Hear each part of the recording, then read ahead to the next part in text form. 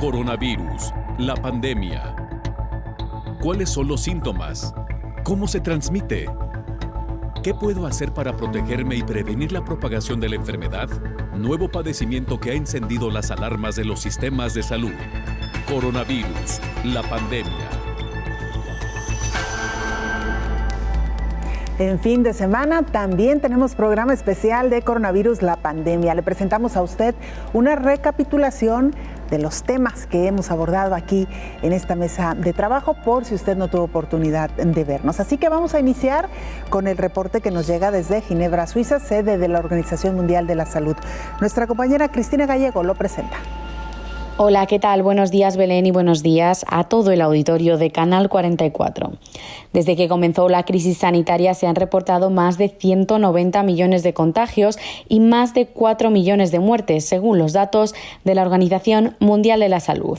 El director general de la OMS, Tedros Adhanom Ghebreyesus, ha asegurado que la pandemia acabará cuando el mundo quiera que acabe y que tenemos todas las herramientas para hacerlo, pero falta compromiso político.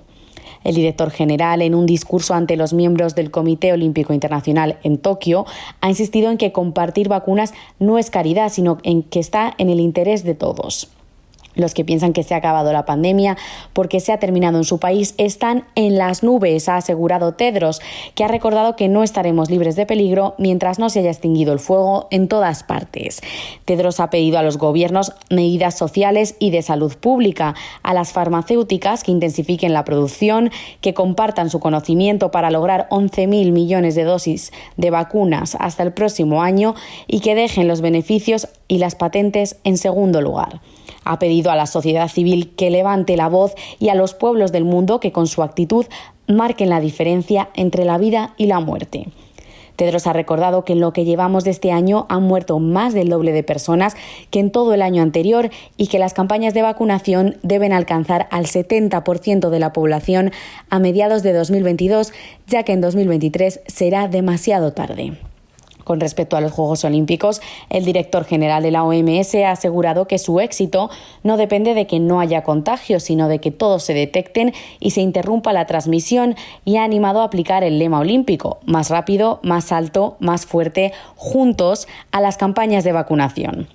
Por otro lado, las aerolíneas han advertido a los gobiernos de las consecuencias que tendrá el alto coste de las pruebas de diagnóstico de COVID-19 para la recuperación del sector tras la pandemia y ha instado a las autoridades a que sigan las recomendaciones de la OMS. La Asociación Internacional del Transporte Aéreo ha pedido que, además de ser fiables, las pruebas deben de ser de fácil acceso, asequibles y adecuadas al nivel de riesgo. Reportó desde Ginebra Cristina Gallego para el programa Coronavirus, la pandemia. Varios países reportan ya incrementos peligrosos por contagio de COVID-19 y es por ello que también han regresado las medidas de confinamiento en varios de estos países. Desde el inicio de la pandemia, las medidas sobre el distanciamiento físico y el uso de mascarillas para reducir la transmisión del SARS-CoV-2 han sido contradictorios en muchos países y regiones. Desde sus mandatarios, como en Brasil o México, donde decían que su uso no era necesario, o incluso cuando se hizo un llamado a que no se utilizaran las mascarillas, ya que se debía dejar para el personal de salud. Sin embargo, esto ha cambiado con el tiempo y se ha demostrado cómo este simple hecho, el uso de mascarilla, disminuye considerablemente la posibilidad de contagio. Y ante la aparición de las nuevas variantes del SARS-CoV-2, la necesidad de reforzar las medidas es un hecho, sobre todo por la diseminación tan rápida en el mundo de variantes como la Delta y Delta Plus. Las nuevas variantes se propagan de la misma manera en que el coronavirus siempre lo ha hecho. Es más probable que se contraiga el virus si se pasa más tiempo en un espacio cerrado, respirando el aire de una persona infectada. Las medidas que nos han protegido de la cepa original nos protegen de la variante, aunque quizá se deba ser más riguroso. Por ejemplo, usar cubrebocas de 2 o 3 capas, no pasar mucho tiempo en lugares cerrados con personas que no vivan con uno, evitar las multitudes y mantener la distancia, lavarse las manos a menudo y evitar tocarse el rostro. Los especialistas en salud pública recomiendan el uso de cubrebocas de alta calidad cuando se acuda al supermercado, de compras o cuando se esté en una situación en la que vaya a permanecer mucho tiempo en un lugar cerrado con personas que no viven con usted, por ejemplo, al acudir a alguna oficina a realizar algún trámite o al banco. Si bien la vacunación ha sido un rayo de esperanza para el mundo, no se podrá llegar a una adecuada contención de la pandemia hasta que por lo menos el 70% de la población mundial esté completamente vacunada, informó Rocío López Fonseca. Ante la llamada de la Organización Mundial de la Salud para que los jóvenes se vacunen, esta semana el infectólogo Héctor Raúl Pérez Gómez habló sobre la importancia de la vacunación. Las vacunas juegan un rol muy importante, pero las medidas de protección juegan un rol tan importante como las vacunas hoy, en virtud de que todavía falta un alto porcentaje de la población mundial de recibir vacunación. Y además, Belén, también algunos estudios empiezan a sugerir la necesidad de un refuerzo de la vacuna, como se observó en el estudio llevado a cabo en Israel, en el que la mayor parte de la población vacunada con Pfizer empezó a tener una discreta disminución en los títulos de anticuerpos a partir del quinto, sexto mes, por lo cual Pfizer sí está advirtiendo una necesidad de tercera dosis o de dosis de refuerzo, posiblemente entre el sexto y el octavo mes. Tuvimos una entrevista con una de las altas directivas de Pfizer, quien nos hablaba precisamente de este fenómeno y de que fue el hallazgo de Israel, país con mayor frecuencia de personas vacunadas, con mayor porcentaje, lo cual entonces, Belén, nos habla de que no dejemos todo el trabajo a las vacunas.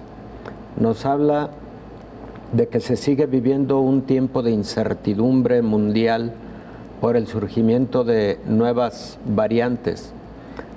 También hemos dicho una y 100 veces que el fenómeno de las mutaciones va a seguir generando variantes a lo largo de los siguientes meses y que no sabemos estas cómo se van a comportar, si con mayor gravedad, si con mayor índice de transmisión de la enfermedad, si van a evadir la respuesta inmune generada a través de las vacunas, en fin, todo eso sigue teniendo un escenario de incertidumbre que nos lleva obligadamente a seguir insistiendo con la población sobre las medidas de protección de las que tanto hemos hablado. Veamos lo que están solicitando el personal de salud en los Estados Unidos, que de nueva cuenta se le pida a la población el uso de cubrebocas. Recordarás que hace aproximadamente 2 meses los Centros para Control de Enfermedades incluso publicaron una guía sobre aquellos escenarios en donde las personas eventualmente podían ya dejar de utilizar cubrebocas. Y en resumen, por ejemplo, hablaban de que las personas que estuvieran, las familias que tuvieran a todos sus integrantes ya vacunados, podían tener ya una convivencia absolutamente normal, sin utilización de cubrebocas, sin necesariamente guardar la distancia entre persona y persona, y que también ya podían llevar a cabo reuniones, incluso con personas no vacunadas, pero guardando distancia y preferentemente al aire libre, sin necesidad de utilización de cubrebocas. Lo que ha ocurrido en las últimas 2 semanas en todo el mundo, incluido Estados Unidos, pues ha llevado al personal de la salud, algunos sectores del personal de la salud en Estados Unidos a pedirle a los Centros para Control de Enfermedades y Prevención de Atlanta que den un paso atrás con esa sugerencia y que vuelvan a pedir uso generalizado de medidas de protección. Australia entra a un confinamiento o mantiene el confinamiento durante 15 o 22 días más, por lo que viene ocurriendo en las últimas 4 semanas. Diversos países en América Latina estamos en una tercera ola con un incremento de hasta 10 veces el número de casos diarios comparativamente con lo que venía ocurriendo hace 2 o 3 meses. Esa es, por ejemplo, es el escenario que tiene México, en donde hemos tenido días récord de 12,000 nuevos casos en un solo día, cuando hace 2 meses ya estábamos en 1,000 casos en un día en promedio, un incremento de 10 veces respecto de hace 2 meses. Entonces, todo esto, Belén, incluso dentro de un escenario en donde los países fueron avanzando en la vacunación con ya un mayor porcentaje de personas con esquemas completos, y a pesar de eso, de nueva cuenta una tercera ola. ¿Esto qué nos sugiere? Número 1, sí, que las personas que están teniendo más infección son quienes no han sido vacunados, sobre todo jóvenes. Número 2, que sí existe infección en personas vacunadas, aparentemente menos grave, sin tanto riesgo de letalidad. Y número 3, Belén, el hecho de que en algunos sectores de la población el escuchar que la vacunación avanza puede estar generando exceso de confianza, las personas dejan de protegerse y eso como consecuencia nos trae incremento en el número de casos. La población joven tiene menor gravedad de la enfermedad, sí, pero estos grupos poblacionales son los más voluminosos en todas partes del mundo. La pirámide poblacional, que antes era como tal una pirámide, se volvió una pirámide distorsionada, en donde ahora en las edades medias tenemos, digamos, un ensanchamiento de la pirámide, y estos grupos, que son los más voluminosos, pueden tener un incremento en el número de contagios y por lo tanto un incremento en la mortalidad, si no en la letalidad, pero sí en la mortalidad. Y lo último, Belén, es el fenómeno de la reticencia a la vacuna. La estimación es que el 30% de la población no acude a vacunarse por temor, por los mitos, por todos esos factores que han generado la reticencia y que tiene un impacto importante en grupos de edad altamente susceptibles, por ejemplo, personas mayores de 60 años de edad que no se vacunaron por temor, etcétera, y que ahora ante una enfermedad con una nueva variante pueden tener alta gravedad. Hacemos una pausa, regresamos con más.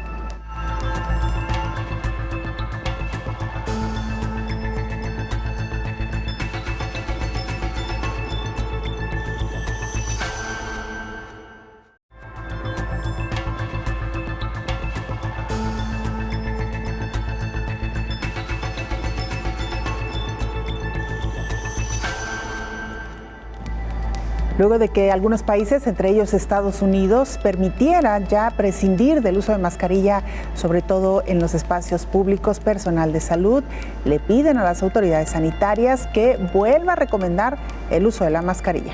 El sindicato más grande de enfermeras envió una carta a la directora de los Centros de Control y Prevención de Enfermedades de Estados Unidos, Rochelle Walensky, para restablecer el uso universal de la mascarilla con el fin de reducir la propagación de COVID-19. La carta emitida por Enfermeras Nacionales Unidas señala que la pandemia de COVID-19 está lejos de terminar y citó el aumento de 16% en los casos nuevos diarios, mientras que más de 40 estados experimentan un aumento en los contagios nuevos diarios durante al menos un par de semanas. Además, la organización advirtió que 25 estados enfrentan un aumento en las hospitalizaciones. Enfermeras Nacionales Unidas insta encarecidamente a los CDC a restablecer el enmascaramiento universal independientemente del estado de vacunación para ayudar a reducir la propagación del virus, especialmente de personas infectadas que no tienen ningún síntoma, escribió la directora ejecutiva Bonnie Castillo. El SARS-CoV-2 es el virus que causa la enfermedad COVID-19. Se transmite fácilmente de persona a persona a través de la transmisión por aerosol cuando una persona infectada respira, habla, tose o estornuda.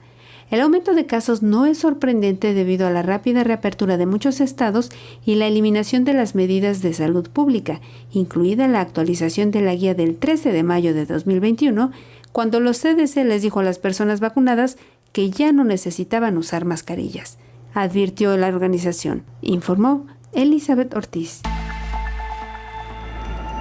Esta semana se conmemoraron los 100, así como lo escucha usted, los 100 primeros años de la creación de la vacuna BCG.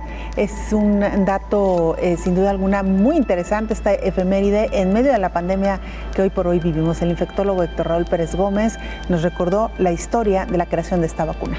Las vacunas indudablemente son el gran hito en la historia de la medicina. A partir del surgimiento de las vacunas, disminuyó la mortalidad de una gran cantidad de enfermedades infecciosas y la vacuna BCG, que se llama así por estar diseñada y elaborada a partir de un bacilo que tiene mucha similitud con el bacilo de la tuberculosis. Este bacilo se llama bacilo Calmette-Guerin y se llama así porque toma el apellido de los dos científicos que a lo largo de muchos años estuvieron trabajando para su desarrollo. Albert Guerin y Camille, no, es al revés. Albert Camel y Camilo Guerin. Y estos investigadores franceses finalmente en el año de 1921 inoculan a un niño que desarrolla buena inmunidad en contra de la bacteria de la tuberculosis y a 100 años de distancia sigue siendo la vacuna contra la tuberculosis que se sigue aplicando en todo el mundo. Protege contra las formas más graves de la tuberculosis, que son la tuberculosis meningea, la que afecta al sistema nervioso central, y a una forma de la tuberculosis conocida como tuberculosis miliar, que puede afectar a múltiples órganos y sistemas. La tuberculosis hoy es una de las 5 enfermedades más, impactantes a la salud pública mundial. Son 5.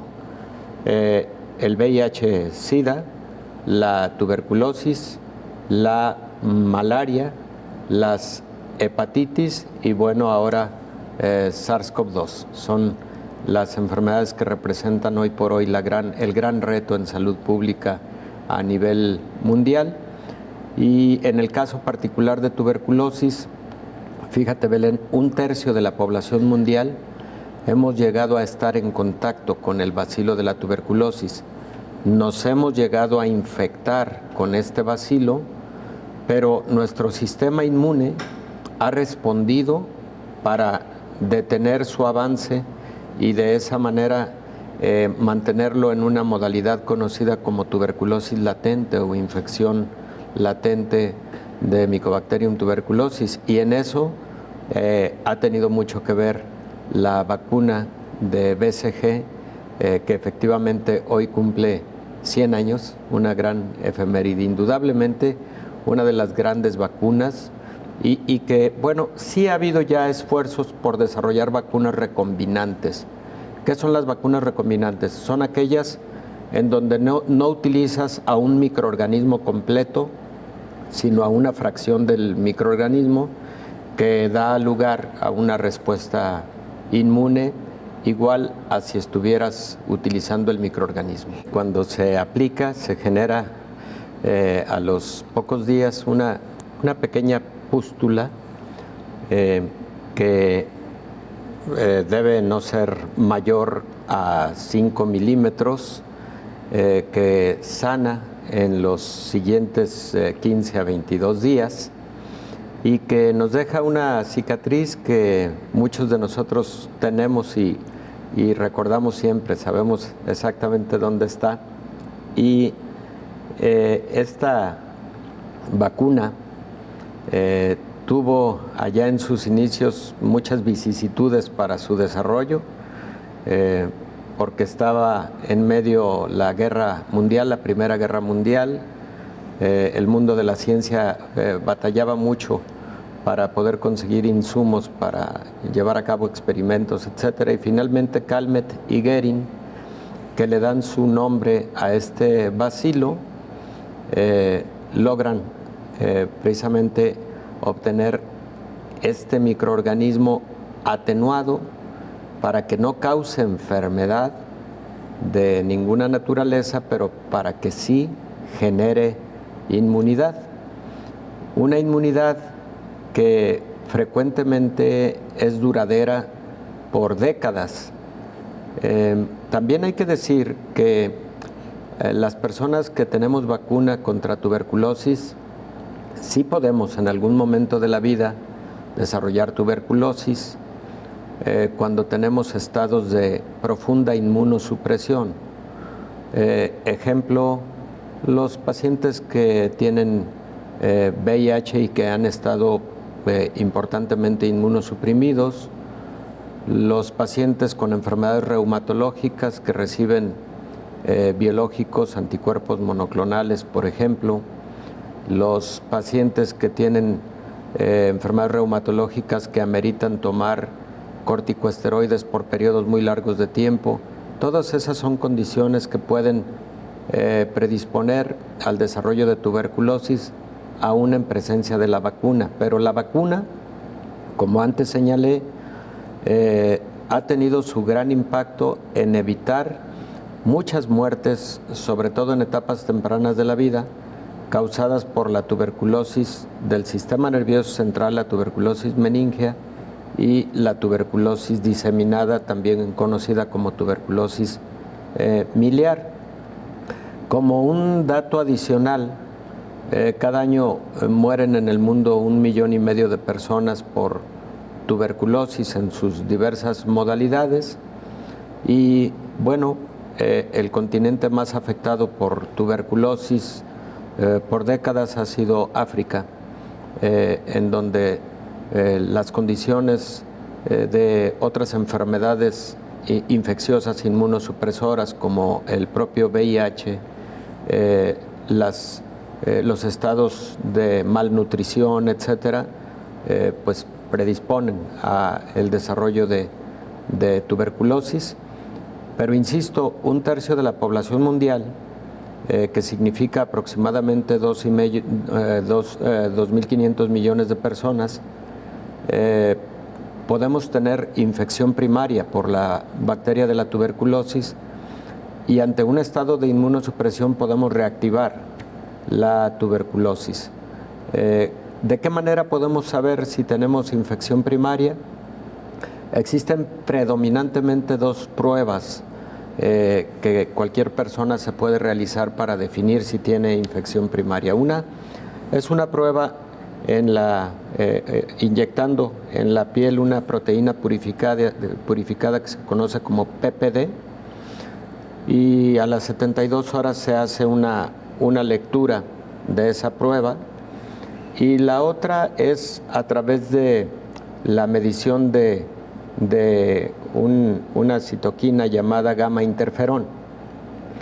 El gamma interferón se produce de manera incrementada y activa por linfocitos cuando estos han tenido contacto con Mycobacterium tuberculosis. Entonces, una prueba positiva de este gamma interferón es altamente sugestiva. Es un gamma interferón específico, ¿no?, contra esta bacteria, o que detecta proteínas de esta bacteria.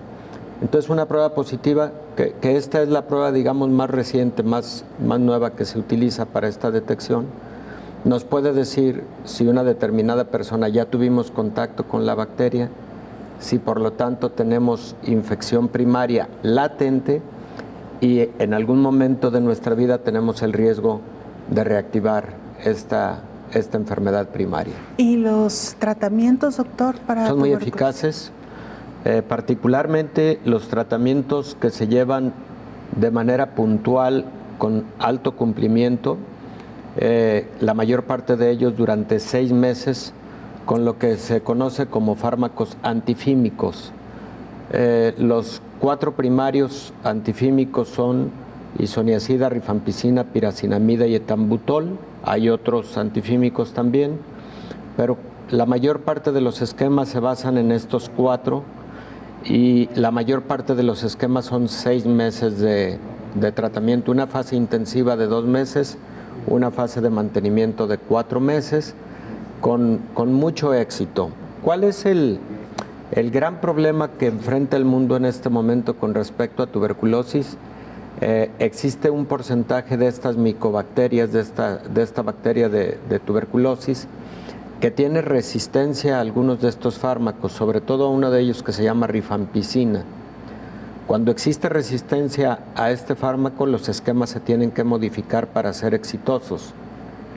Y otro gran problema que tienen algunos países en el mundo, pocos por fortuna, es lo que se conoce como resistencia extrema a antifímicos. La resistencia extrema de Mycobacterium tuberculosis a los antifímicos es resistencia a más de 2 de estos antifímicos primarios, lo cual para el clínico, para el tratante, representa un serio problema porque tienes que echar mano de medicamentos secundarios y durante periodos mucho más largos de tiempo, y es mucho más difícil curar una tuberculosis con drogoresistencia o con multiresistencia o con extrema resistencia.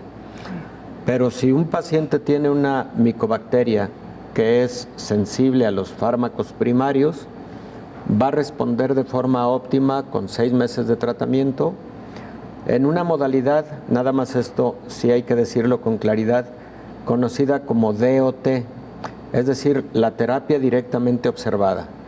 Debes de tener a un familiar o a una persona solidaria que te debe vigilar el cumplimiento del tratamiento. Qué interesante. Sí, por eso se llama DOT, terapia directamente observada. Interesante, sin duda alguna. Hacemos una pausa, volvemos con más.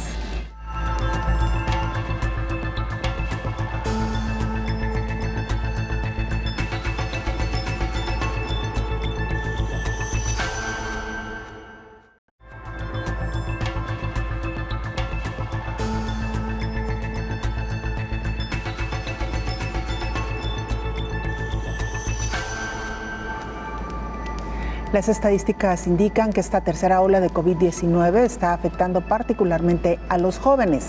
A propósito de esta estadística, nuestra compañera Isaura López Villalobos nos presentó la siguiente pieza informativa.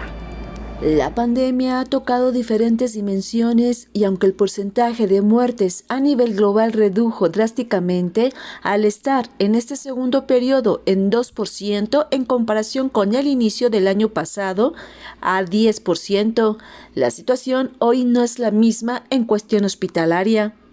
De nuevo, las camas para pacientes graves y muy graves ha hecho que el sistema hospitalario retome la atención después de que ya marcaban regresar a la llamada normalidad.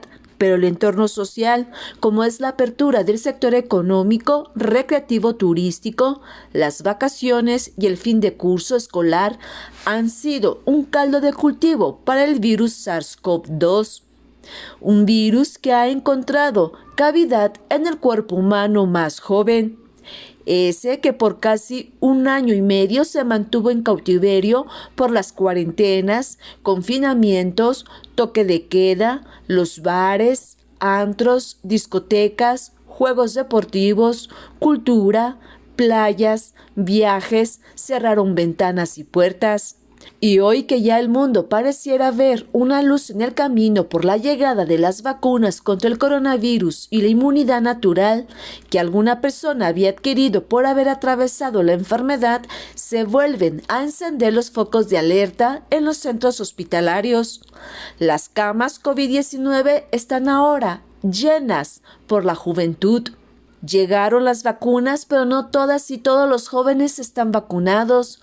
No todos habían pasado por la enfermedad y aunado a ello, se mantuvieron aislados tomando clases o trabajando a través de las diversas plataformas virtuales.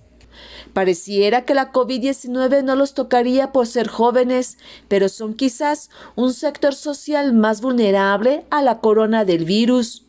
Ellas y ellos padecen una diversidad de enfermedades silenciosas y que a largo plazo, con un acento negativo, su salud se pone en riesgo. En este siglo XXI, el hábito de vida de la población juvenil se ha modificado. Traen más consumo de diversas sustancias, alimentación con bajo contenido nutricional, poca actividad física y una diversidad de problemas de salud mental que ocasiona que sus niveles de protección estén bajos y sean más sensibles al virus. Aunado con la llegada de las diversas variantes, la situación se vuelve más complicada.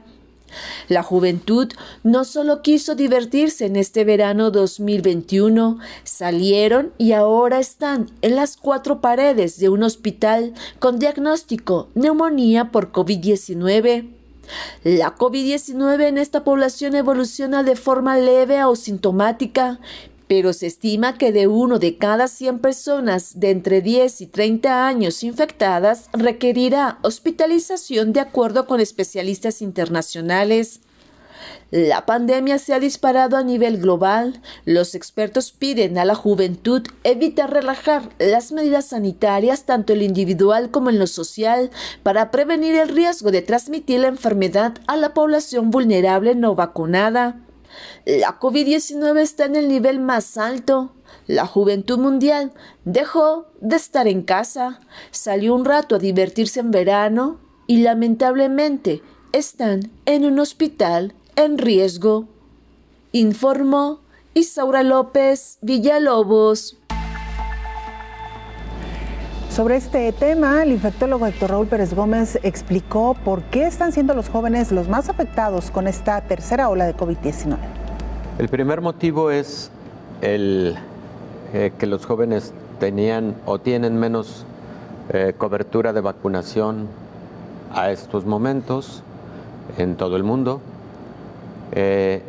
La segunda razón, es posible que los jóvenes se hayan confiado más a partir de el anuncio de que la vacunación estaría a un mayor ritmo y eso posiblemente les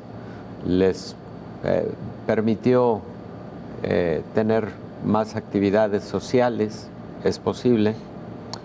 Y hay un motivo también no perfectamente estudiado, pero al menos se ha visto en algunos escenarios, en algunos países, en que cercano al inicio del periodo vacacional de verano y por lo tanto fin de cursos, recientemente muchos jóvenes hicieron viajes colectivos, que ahora es algo común para el festejo de fin de actividades escolares. En México se han reportado múltiples brotes de COVID-19 entre jóvenes que hicieron viajes a destinos de playa, particularmente a Quintana Roo, a Puerto Vallarta, a Baja California Sur, y creo que estos jóvenes que en su momento no tenían la mayor parte de ellos vacunación, fueron por ese motivo más susceptibles. Y recordemos que la mayor parte de infecciones a nivel mundial en las últimas 4 semanas, 8 semanas, han sido particularmente por la cepa o variante Delta, que es más transmisible. Todos esos factores es posible que estén contribuyendo a que esté predominando esta tercera ola en población más joven.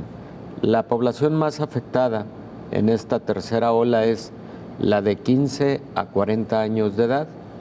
Esto lo puede uno consultar en muchas de las bases de datos en tiempo real que se publican, por ejemplo, por la Universidad de Johns Hopkins o por la Universidad de Washington en la página de datos en salud.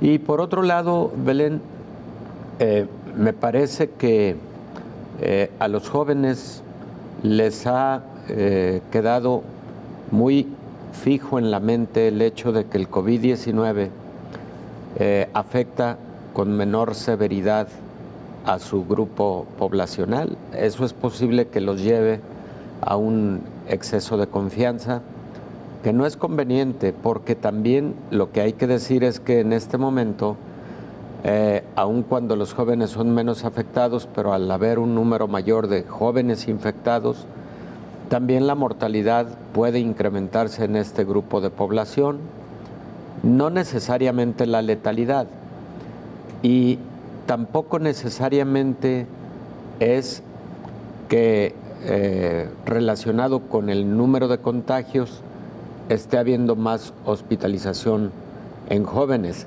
Sí hay más hospitalización, pero medido por tasa poblacional, porque es la población que está siendo predominantemente infectada por COVID-19 en este momento. Me gustaría recordar que si bien se ha señalado en todas las casuísticas desde el inicio de la pandemia que el grupo poblacional mayor de 65 es el que tiene mayor letalidad, el que ha tenido mayor riesgo de gravedad, etcétera, inmediatamente, enseguida, están los grupos de población con enfermedades que los hacen vulnerables a mayor gravedad de COVID-19, diabetes, hipertensión, trastornos pulmonares previos, enfermedad cardiovascular, enfermedad renal, pacientes con enfermedades inmunodebilitantes como por ejemplo pacientes con enfermedades reumatológicas, etcétera. En ese sentido, Belén, recordemos que existen muchas diferencias por país respecto de la prevalencia de estas enfermedades crónico-degenerativas. Es así como algunos países de América Latina, incluyendo México, tenemos de los índices más altos de sobrepeso, obesidad y obesidad mórbida.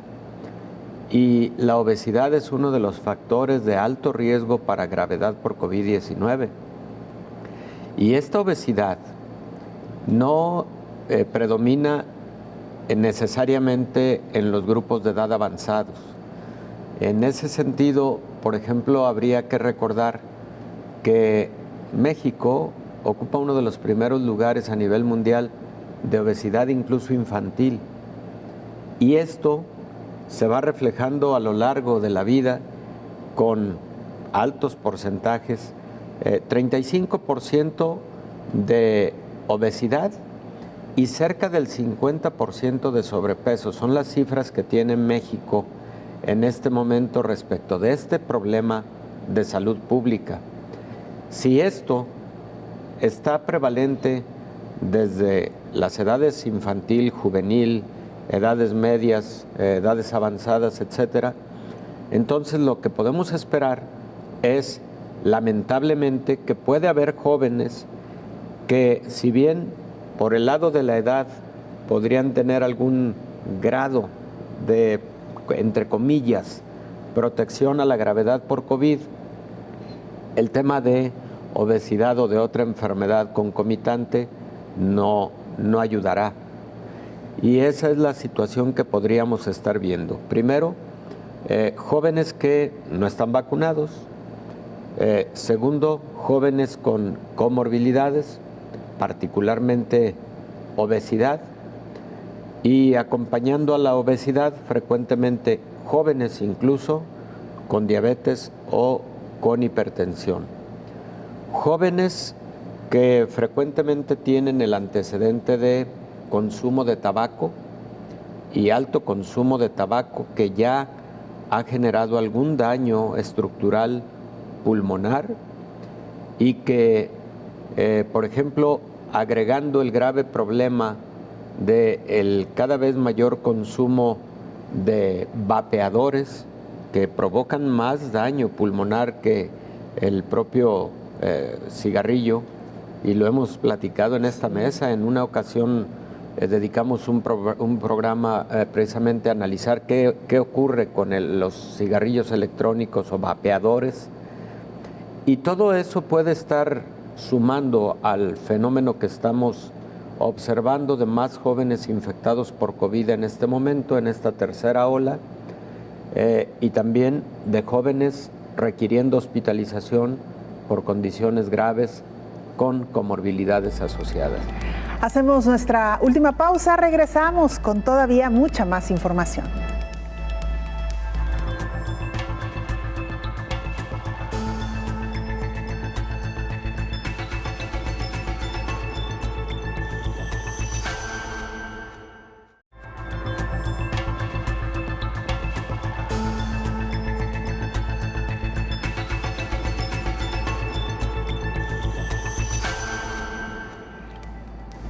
Europa reporta más casos de COVID-19 en jóvenes de 15 años. El Centro Europeo para la Prevención y el Control de Enfermedades informó que en la última semana hubo un aumento del 64% de casos de COVID. En un comunicado, este organismo informó que se observa una tendencia creciente en 20 países. Entre los más afectados, los aumentos más pronunciados se registraron entre los jóvenes de 15 a 24 años. Por otro lado, hay aumentos en menor medida en personas de más de 65 años.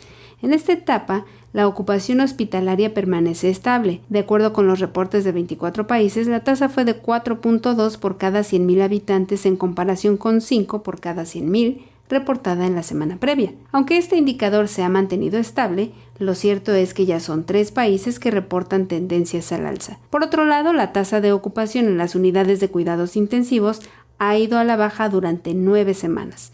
De acuerdo con los datos notificados por un grupo de 18 países, la tasa fue de 0.7 por cada 100.000 habitantes. Mientras tanto, un par de naciones informaron que tienen una tendencia creciente, informó Elizabeth Ortiz.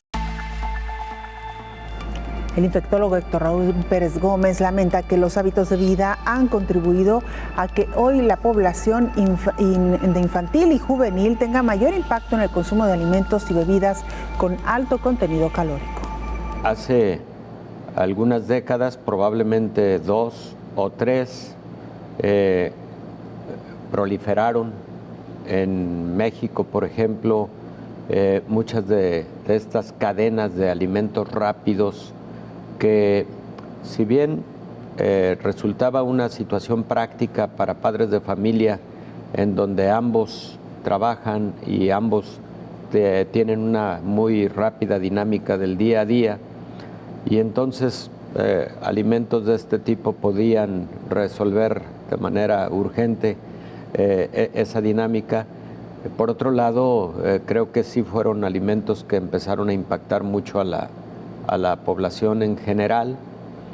El cada vez más alto consumo de bebidas con altos contenidos de carbohidratos, de glucosa, con altos índices glicémicos.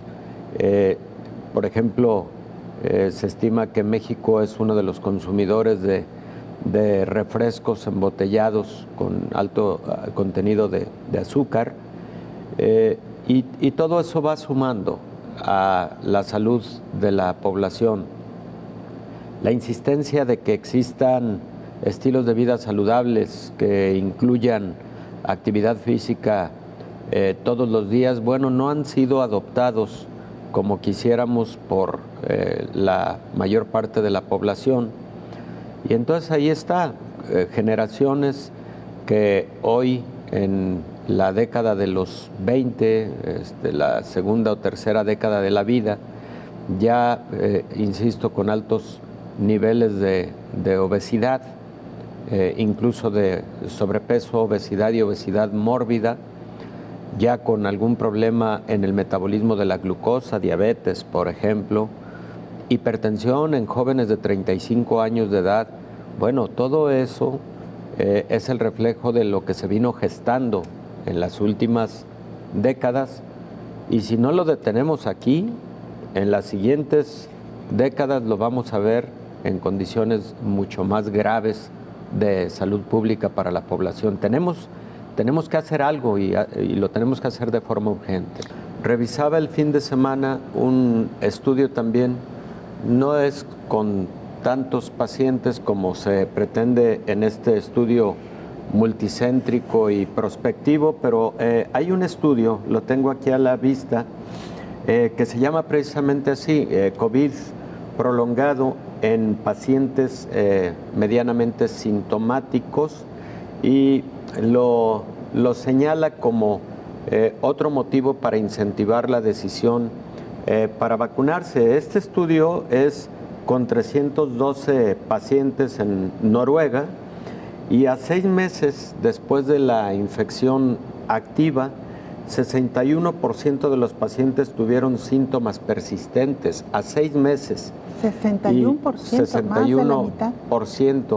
Y el porcentaje de cada una de estas manifestaciones de COVID prolongado fue el siguiente: fatiga, 37%, problemas de concentración en el 26%, trastornos todavía del gusto y el olfato, 25%, dificultades en la memoria, 24%, y todavía dificultad para respirar en el 21%. Insisto, estos son pacientes con COVID moderado, no COVID leve, pero me parece que debe llevarnos a la reflexión de que el COVID prolongado posiblemente tenga una dimensión mucho mayor de la que hemos advertido. Aquí lo platicamos desde muy inicio la pandemia, de que se estaba observando esa persistencia de sintomatología, sobre todo en pacientes hospitalizados y en pacientes graves, pero probablemente en pacientes incluso ambulatorios, que casi fueron pacientes graves, por ejemplo, quienes sobrellevaron la enfermedad en su casa utilizando un poco de oxígeno suplementario, fármacos, monitoreo, seguimiento por parte del médico tratante. Esos casos que se consideran de presentación moderada, severa, podrían tener estas proporciones de manifestaciones a mediano y largo plazo. ¿Cómo existen todavía muchas personas reticentes a la vacunación? Muchas personas que por mitos, creencias evidentemente falsas, no han tomado la decisión.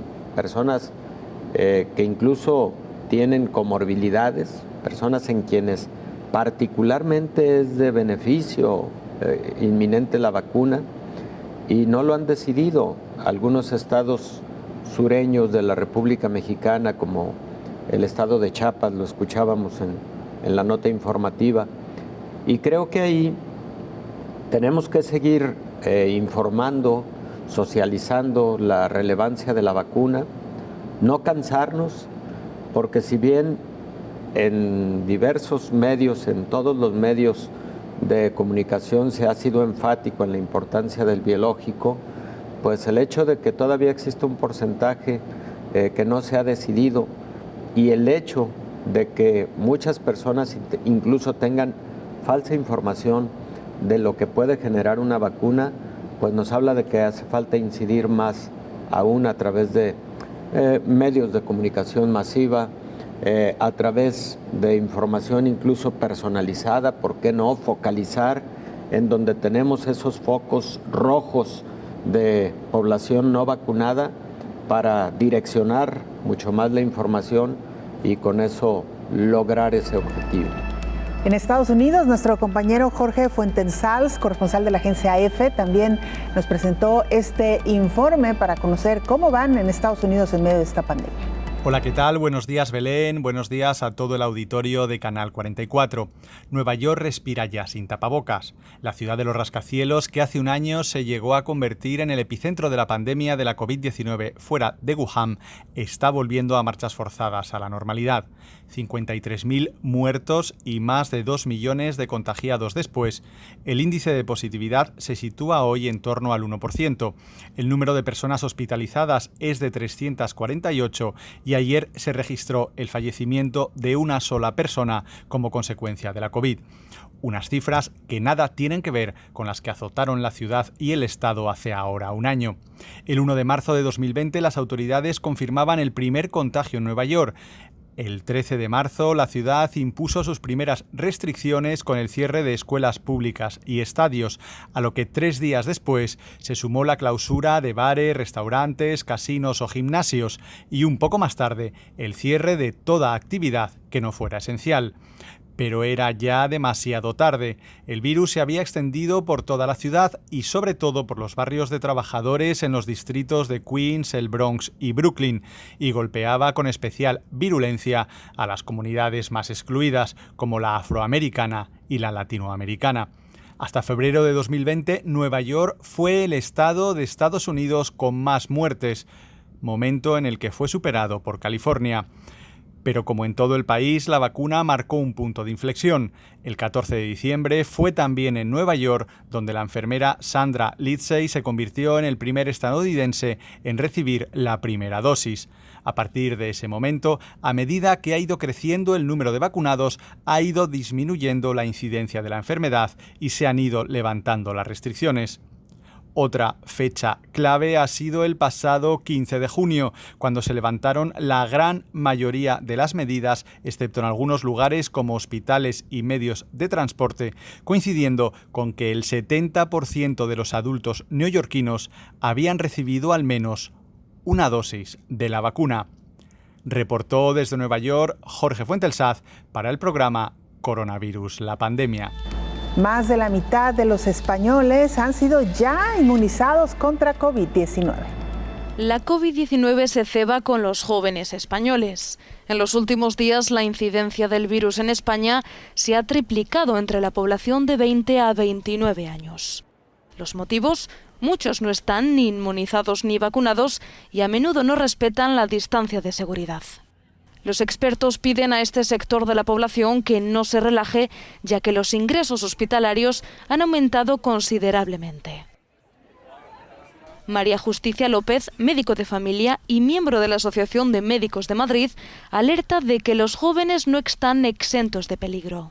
Se creen que son inmunes al virus, que el virus a ellos no les afecta, pero hay gente joven ingresada en los hospitales con neumonías bilaterales, ahora posiblemente más que gente mayor, y gente joven en la UCI, y hay fallecidos, hay gente joven que fallece por coronavirus. En el último año, más de 10.300 jóvenes han sido ingresados por la COVID-19, entre ellos unos 500 estuvieron en cuidados intensivos. Los médicos recuerdan que lo único que puede salvarlos es la vacunación, que se está acelerando en algunas regiones como la Comunidad Valenciana. Otras, como Cataluña o Cantabria, han decretado un nuevo toque de queda nocturno con el fin de frenar los últimos brotes. Así, con esta noticia nos despedimos. Gracias por habernos acompañado. Le invitamos para que nos sintonice en la siguiente emisión de Coronavirus, la pandemia. Hasta entonces.